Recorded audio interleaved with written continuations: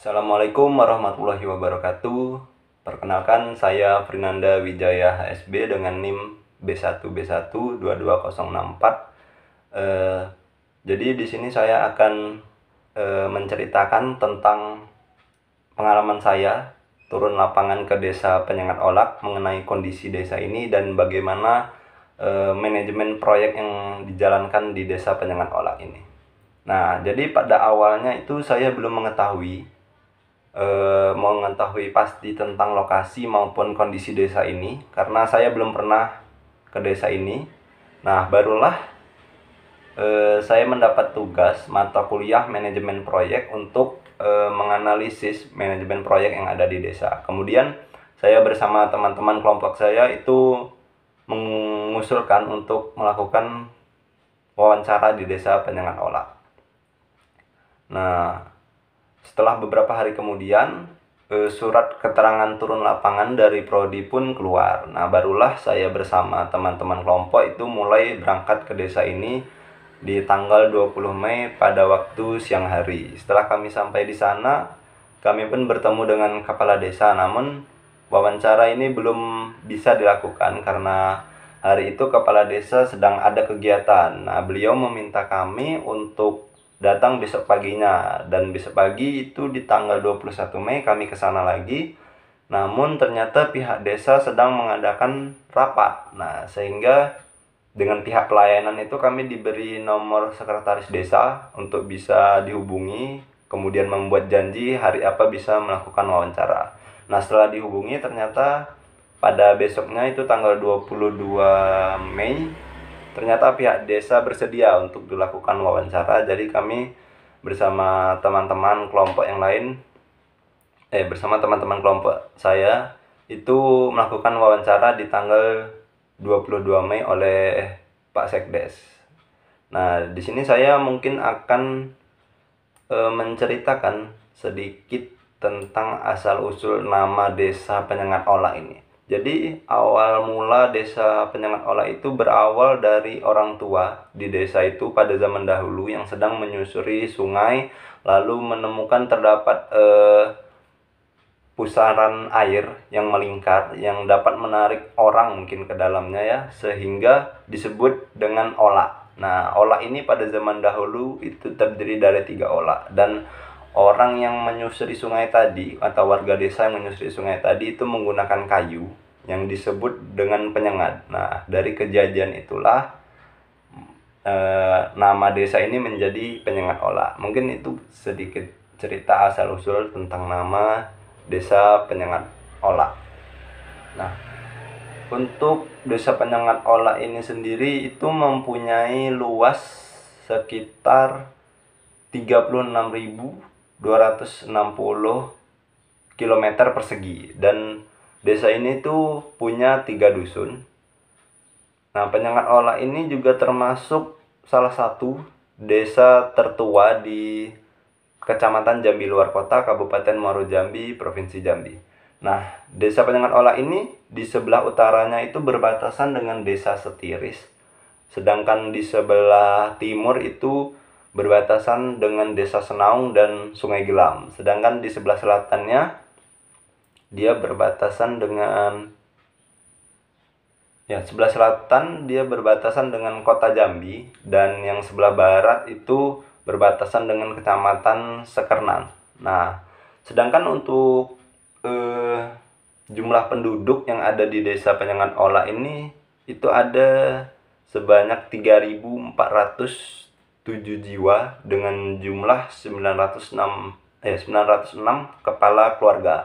Jadi penduduk laki-lakinya itu berjumlah 1.758 jiwa dan perempuannya itu 1.649 jiwa. Itu yang kami dapat dari hasil wawancara kemarin. Nah, penduduk yang ada di desa Penyengat Olak ini rata-rata hampir semua penduduknya itu dominan asli Melayu atau asli orang Jambi. Namun sebagian 25%-nya itu pendatang dari suku Jawa, ada yang dari Padang, dari Medan. Nah, kemudian untuk rata-rata pendidikan masyarakat di desa Penyengat Olak ini rata-ratanya itu masih tamatan SMA. Ada juga sebagian yang sudah S1. Nah, sedangkan untuk mata pencaharian atau mayoritas pekerjaan penduduk desa Penyengat Ola ini itu berprofesi sebagai petani dengan jumlah sekitar ada 183 jiwa, kemudian ada buruh, ada juga yang bekerja sebagai bidan, perawat, ada juga nelayan. Nah, jadi terkait dengan mungkin nilai-nilai sosial dan budaya yang masih berkembang di desa Penyengat Ola ini, yang masih berjalan sampai sekarang lah, itu ada tradisi namanya turun barumo.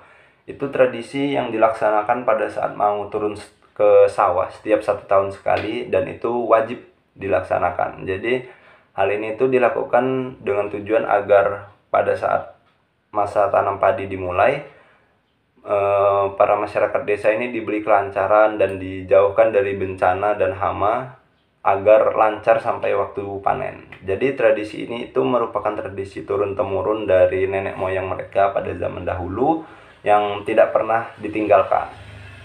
Kemudian ada juga dari sisi sosial dan budayanya yang masih melekat, itu adalah tradisi gotong royong untuk membersihkan masjid setiap 1 bulan sekali. Lalu di sebelum atau menjelang bulan suci Ramadan itu dilakukan pembersihan masjid dan langgar oleh masing-masing penduduk desa. Kemudian kami lanjut menanyakan terkait dengan manajemen tentang proyek yang ada di desa Penyengat Ola ini kepada Pak Sekdesnya. Jadi Pak Sekdes itu menyebutkan di periode tahun 2023 ke 2024 ini di desa Penyengat Ola itu memiliki beberapa proyek besar yang telah dilaksanakan dan berjalan dengan baik. Salah satunya itu Jalan Usaha Tani Seuti yang ada di desa Penyengat Ola ini, tepatnya di RT 09. Nah, kemudian ada pembangunan gedung sanggar seni di halaman kantor desa itu. Jadi tujuan dibangunnya Jalan Seuti tadi itu untuk mempermudah mobilitas atau akses bagi para petani yang ingin menjual hasil panennya ke luar. Jadi pihak desa itu mendengarkan secara langsung keluhan dari para petani tentang akses jalan yang kurang memadai, sehingga dilakukanlah proyek pembangunan jalan usaha tani ini. Kemudian ada pembangunan gedung sanggar seni tadi, ini dibangun dengan tujuan untuk memfasilitasi kegiatan-kegiatan kebudayaan yang dilaksanakan di desa. Kemudian kami menanyakan terkait dengan proses perencanaan. Jadi perencanaan proyek ini itu berdasarkan RPJMDes, kemudian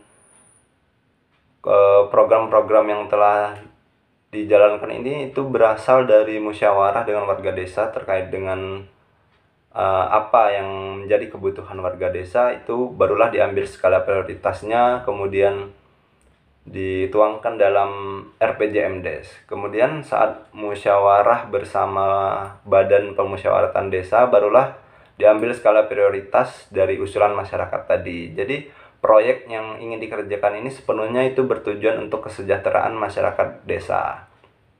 Kemudian kami menanyakan terkait pengorganisasian yang ada di dalam proyek tersebut. Jadi untuk struktur pemerintah desa itu telah diatur dalam telah diatur dalam Peraturan Menteri Dalam Negeri Nomor 84 Tahun 2015 tentang struktur organisasi dan tata kerja pemerintah desa. Namun berdasarkan hasil wawancara kami kemarin, Pak Sekdes ini menyebutkan bahwa kepala desa itu tidak terlibat dalam struktur pengorganisasian proyek, karena kepala desa ini merupakan jabatan politik. Jadi dalam strukturnya ini hanya melibatkan ada sekretaris desa, kemudian di bawahnya ada kepala urusan keuangan, kepala urusan penjagaan, kepala urusan tata usaha dan umum, kemudian di bawahnya ada kasih pemerintahan, kasih kesejahteraan, kasih pelayanan, baru terakhir ada kepala dusun. Nah, kemudian kami menanyakan tentang proses pengarahan dalam proyek di desa ini. Jadi yang bertugas untuk melakukan pengarahan di proyek desa ini adalah kepala desa, karena kepala desa ini yang merencanakan kegiatan proyek ini dengan persetujuan dari warga desa. Jadi semua pihak yang terlibat itu harus mengikuti arahan dari kepala desa sesuai perencanaan di awal yang sudah dibuat tadi. Kemudian kami menanyakan bagaimana pengawasan dari proyek yang sedang dilaksanakan. Jadi pengawasan proyek di desa ini itu dilakukan oleh Badan Permusyawaratan Desa. Kemudian di waktu pelaksanaan musyawarah di tahun berikutnya lagi itu dilakukan pelaporan kegiatan-kegiatan yang sudah dilaksanakan di tahun sebelumnya. Jadi dalam pelaporan pelaksanaan ini bisa dibilang bersifat transparansi dan dipaparkan langsung kepada masyarakat desa saat musyawarah desa. Kemudian kami bertanya bagaimana pihak desa ini mengambil urgensi dari proyek yang ingin dibangun. Jadi urgensinya itu diambil dari hasil musyawarah desa berdasarkan usulan masyarakat. Jadi masyarakat mengusulkan proyek jalan atau proyek pembangunan ini. Jadi pihak desa tinggal mempertimbangkan mana yang lebih urgent yang dibutuhkan oleh masyarakat desa Penyengat Olah ini. Kemudian kami bertanya apakah ada resiko yang timbul dari proyek yang sedang dilaksanakan ini. Pihak desa menyebut resiko itu pasti ada. Timbul pro kontra di masyarakat.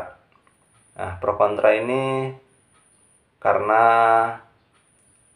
masyarakat desa itu pasti bersentuhan langsung dengan pihak desa. Jadi kemudian dalam politik pilkades itu tidak akan berhenti di 1 tahun setelah pilkades itu selesai. Mungkin bahkan sampai selesai masa jabatan kades itu gejolak politik ini masih akan terus berjalan. Nah, itulah tadi yang menjadi resiko kepala desa dan juga pemerintah desa dalam setiap pelaksanaan proyek yang ada di Desa Penyengat Olah. Nah, mungkin itu saja sedikit kondisi atau gambaran tentang Desa Penyengat Olah dan juga proyek apa sih yang sedang dilaksanakan dan bagaimana manajemennya di Desa Penyengat Olah itu. Mungkin sampai sini saja cerita yang bisa saya sampaikan. Lebih kurangnya saya mohon maaf. Saya akhiri dengan wabillahi taufiq wal hidayah. Wassalamualaikum warahmatullahi wabarakatuh.